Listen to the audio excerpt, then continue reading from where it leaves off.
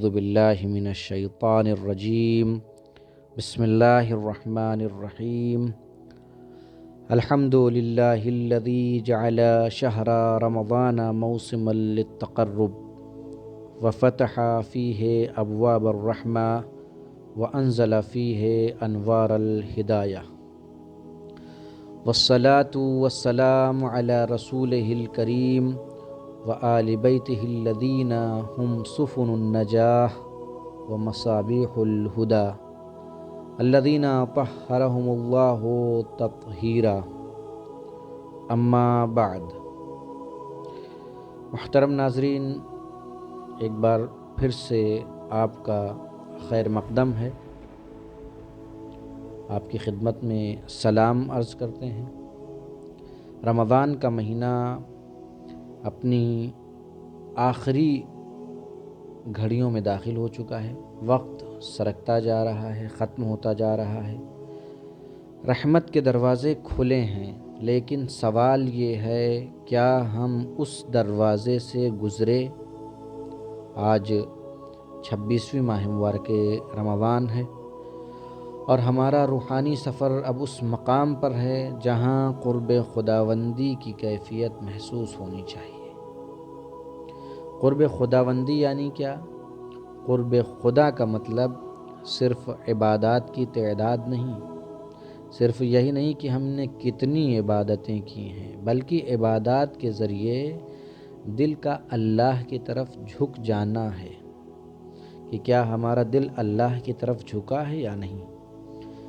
قرب خدا وہ منزل ہے جہاں انسان اپنے رب کی مرضی کو اپنی خواہش سے زیادہ عزیز سمجھنے لگے، کیونکہ جب بھی ہم عبادت کریں یا کوئی بھی کام انجام دیتے ہیں، خاص طور سے عبادت میں، تو ہم اس بات پر غور نہیں کرتے کہ کیا ہم اپنی مرضی کی عبادت انجام دے رہے ہیں یا اللہ کی مرضی کی عبادت انجام دے رہے ہیں۔ اگر اللہ کی مرضی کی عبادت انجام دے رہے ہیں تو سمجھیے کہ بارگاہ پروردگار میں یہی قبول ہے،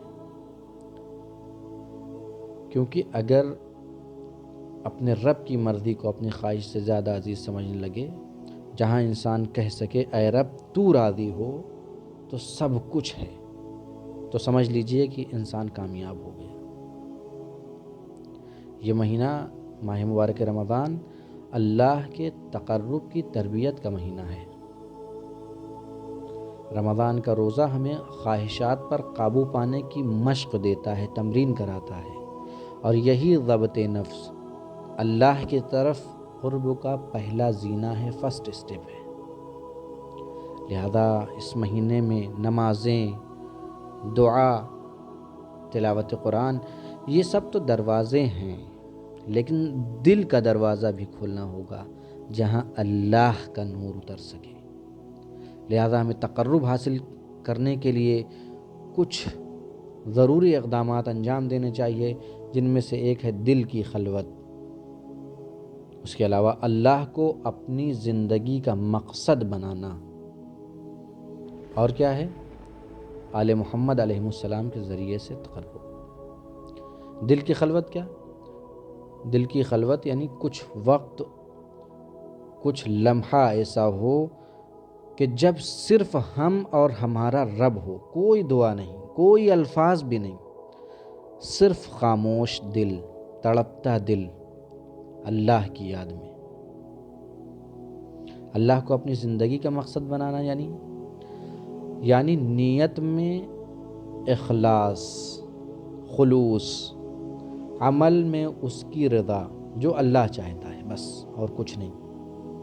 اسی طریقے سے سوچ میں، اپنی فکر میں جب بھی ہم سوچیں تو اس کا ذکر ہو، اللہ کا ذکر ہو۔ اور کیا کرنا چاہیے ہمیں؟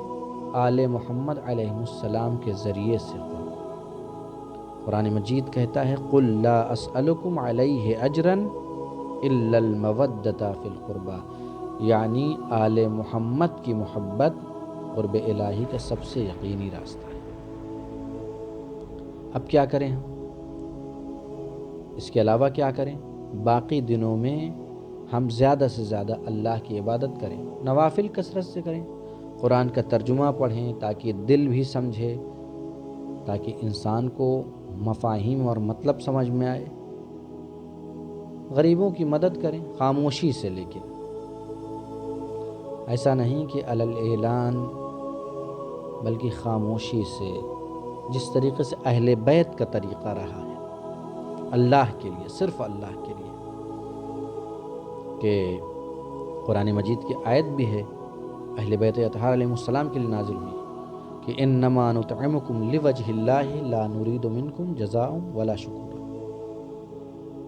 یعنی ہم کوئی شکریہ نہیں چاہتے اور نہ اس کی کوئی جزا چاہتے، اور دعا مانگی جیسے کبھی مانگی نہ ہو، اس طریقے سے دعا مانگیں کہ جیسے اس سے پہلے دعا نہ مانگی ہو۔ دعا کا انداز ایسا ہو کہ انسان دعا کرتے وقت ایسا معلوم ہو جیسے وہ اللہ کا بندہ ہے۔